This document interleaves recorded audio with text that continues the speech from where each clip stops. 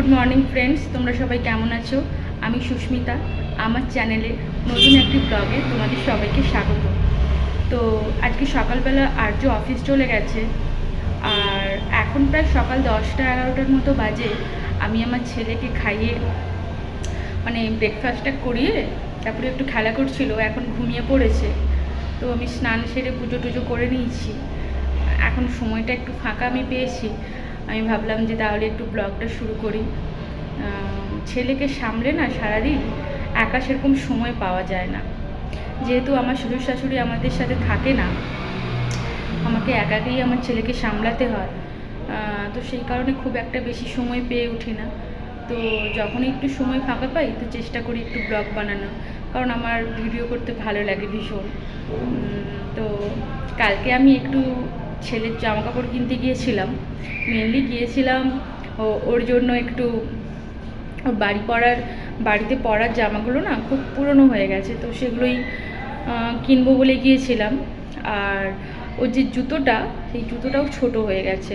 তখন 6 মাস বয়স ওকে কিনে দিয়েছিলাম, এখন যেহেতু প্রায় ওর 10 মাস বয়স হয়ে গিয়েছে, তো জুতোটা একটু ছোট হয়ে গেছে। তো সেই একটা জুতো আর ওই কিছু ঘরে পরা জামা কিনবো বলে গিয়েছিলাম।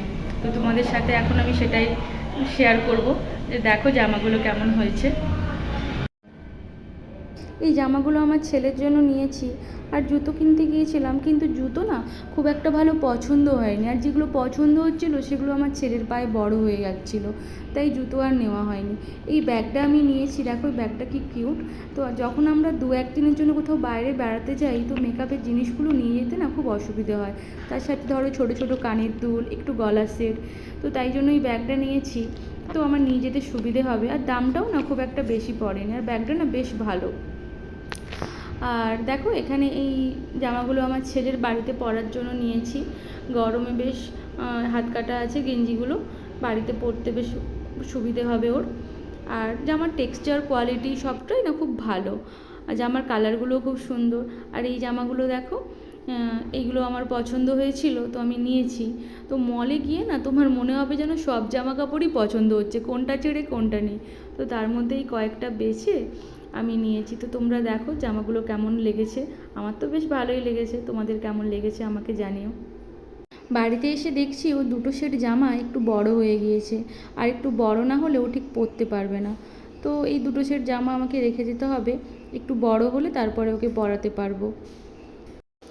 এই জামার ফেব্রিক আর কোয়ালিটি না খুব সফট ছিল, তো এই গরমে ওর পরতে বেশ সুবিধে হবে। তো আমি জামাগুলো একবার তোমাদের ব্যাক ক্যামেরাতে দেখিয়ে দেবো, তো তোমরা দেখে নিও।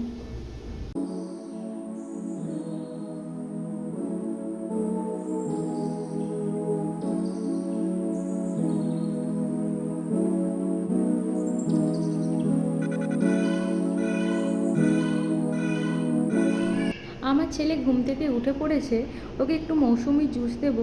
দেখো একটা মৌসুমি থেকে অনেকটাই জুস বেরিয়েছে, চলো এবার এটা ওকে খাইয়ে দেওয়া যাক। এইখানে আমার ছেলের কাণ্ড দেখো কি করেছে, এই দেখো এখানে রসুনের ঠাকা উল্টে দিয়েছে। এইবার এখানে যা জিনিসগুলো আছে এইগুলোকে এবার ও সব টেনে টেনে নামাবে। এটা কি মুখে দিচ্ছ বাবা? মুখে দেয় না। এই দেখো ব্যাংটার অবস্থা দেখো।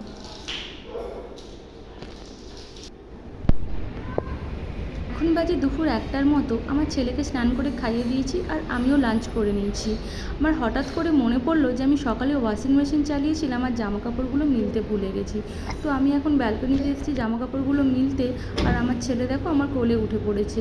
এই কয়েকটা জামা কাপড় মিলেছি, এখন বাদবাকি জামা কাপড় ওকে আমাকে কোলে নিয়ে মিলতে হবে, ও কিছুতেই কোল থেকে নামবে না। এখানে দেখো মেশিনের মধ্যে এখনও কত জামা কাপড় রয়েছে, এই একটা একটা করে জামা ওকে এখন আমাকে কোলে নিয়ে মিলতে হবে।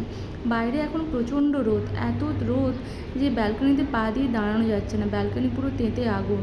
তো আমার ভিডিও আর ব্লগ যদি ভালো লাগে আমার চ্যানেলটা সাবস্ক্রাইব করে দিও। আজকের মতো টাটা।